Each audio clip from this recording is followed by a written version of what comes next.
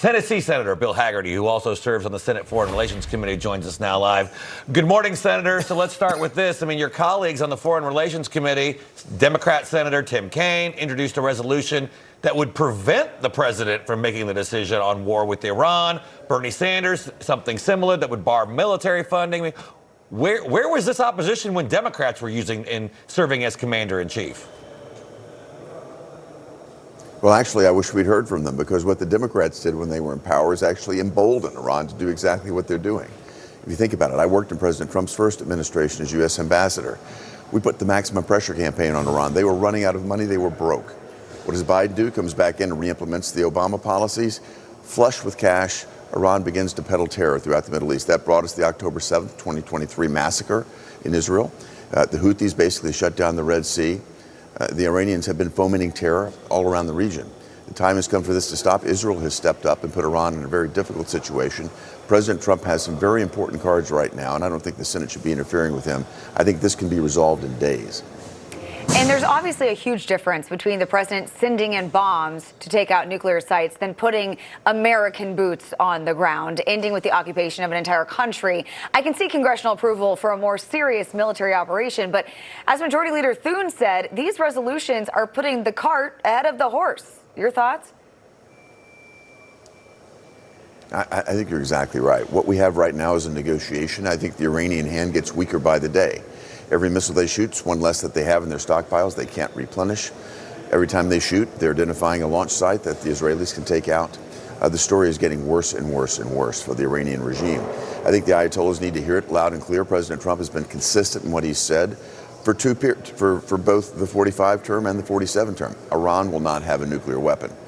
The Ayatollahs now need to figure out what their best path is, but they need to come to the table very quickly. This needs to come to an end. Mm-hmm. Now, you're very familiar, Senator, with obviously the art and the words of diplomacy, having served as ambassador to Japan. There's a lot of consternation right now in MAGA world on the right about whether it would violate the president's pledge to say, I don't start new wars. I happen to believe it's ending an old one. What do you think about, the decision he's being forced to make right now? I'm much more aligned with you. President Trump is tired of the carnage. He's told me so himself. He wants to see this come to an end. He wants to see it come to an end swiftly. But you know that President Trump will take decisive action when need be. He's the one who decided to take out Soleimani. What did that do? It actually calmed the region. He's letting the Ayatollahs know that this is serious. He wants this resolved. He's given them every chance to do it, but they have very limited time window left. And Senator, while we have you here, I want to pivot to the one big beautiful bill and the negotiations taking place right now. Sure. What are some of the current sticking points? And do you see it getting to the president's desk by his deadline of July 4th? Well, the biggest sticking point of all is the fact that if we don't get this done, the American public's going to feel a tax increase like we've never felt before, north of $4 trillion. The White House budget model suggests that if that were to happen, we would see the GDP of the United States decline by 6% in 2026. We can't let that happen. This bill is designed to stimulate more investment, more capital investment in America, which will create more jobs and more economic activity. The sooner we can make that happen, the sooner our economy takes off. So I think one of the critical elements here that we need to talk about is, frankly, the speed to get this to the president's desk. So I'm all for getting this done by the 4th of July. Let him sign it. There are improvements that are underway right now here in the Senate. The senators that have been very focused on this are trying to make the bill more conservative. I'm all for that. We've got a real spending problem here in America, but we also have a problem of uncertainty. And that uncertainty is basically forcing U.S. employers to hold back on the investments that they would normally make. I want to make certain that we get this done quickly. That certainty is returned to the marketplace, and we see capital investment moving yet again so that the America that we all know and loved under President Trump's first term will come back growing at twice the rate of any other major economy in the world.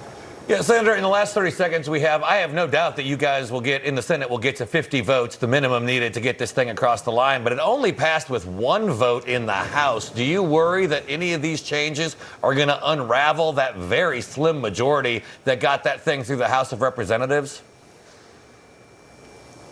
Well, I know that Leader Thune is in very close contact with the House of Representatives, and it'll probably be close on both sides, because we're going to make it as conservative as we possibly can, yet still hold 50 votes here and hold the House.